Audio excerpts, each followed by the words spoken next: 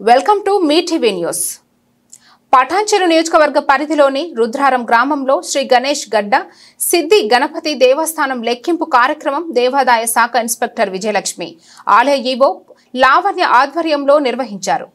అనంతరం వారు మాట్లాడుతూ గణేష్ గడ్డ సిద్ధి గణపతి దేవాలయంలో 103 రోజులలో భక్తుల నుండి కానుకగా వచ్చిన హుండీ ఆదాయం లెక్కించగా 26,98,463 రూపాయలు, అన్నదాన రూపంలో 1,22,434, మొత్తం హుండీ ఆదాయం 28,20,896 వచ్చింది అన్నారు. ఈ కార్యక్రమంలో దేవాదాయ శాఖ ఇన్స్పెక్టర్ విజయలక్ష్మి, ఆలయ ఈవో లావణ్య, తహసీల్దార్ ఆఫీసర్ సంతోష్ కుమార్ శర్మ, ఆలయ జూనియర్ అసిస్టెంట్ ఈశ్వర్, అర్చక బృందం, ఆలయ సిబ్బంది, శ్రీ శివకేశవ స్వచ్ఛంద సేవా సంస్థ సభ్యులు, భక్తులు, గ్రామ పెద్దలు, ప్రజలు పాల్గొన్నారు.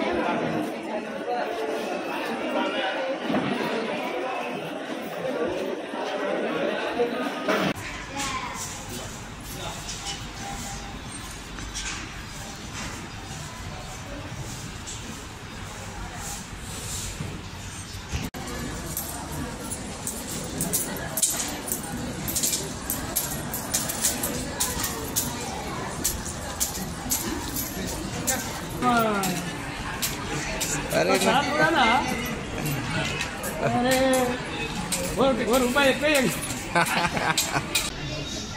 मैम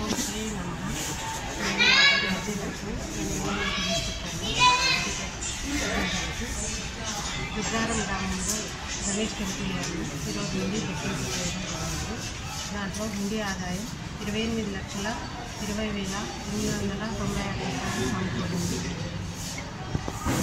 దీంతో చాలా సంతోషంగా ఉంది. ఓం అక్షపిండ మహాకాయ కోటి సూర్య సంప్రభ. ఈ యొక్క వరసిద్ధి వినాయక స్వామి సన్నిధి లోపల భక్తులు విరాళంగా భక్తుల యొక్క కానుకల ద్వారా 103 రోజులకు గాను 28 లక్షల పైచీలకు హుండీ ఆదాయం రాబడింది.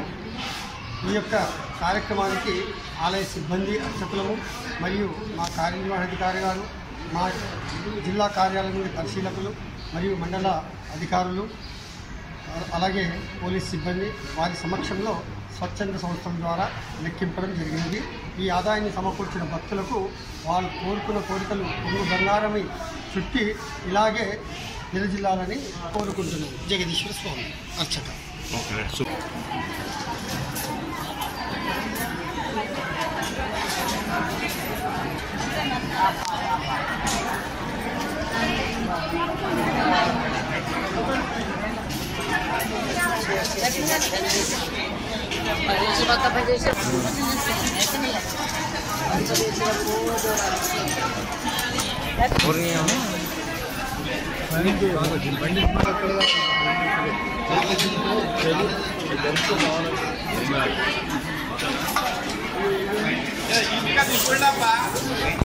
నా పేరు లావణ్య.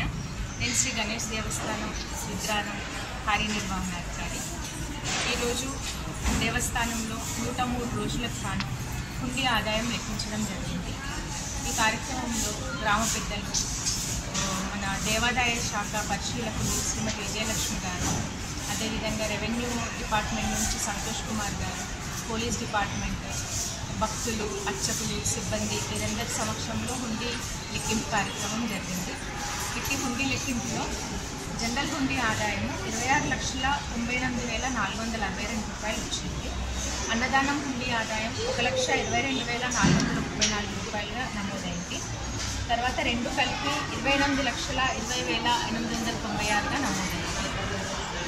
ఇది గత కాలంతో పోలిస్తే భారీగా ఈసారి హుండీ ఆదాయం పెరిగింది. భక్తులందరి కార్యక్రమం సహకరించిన సేవా సమితి,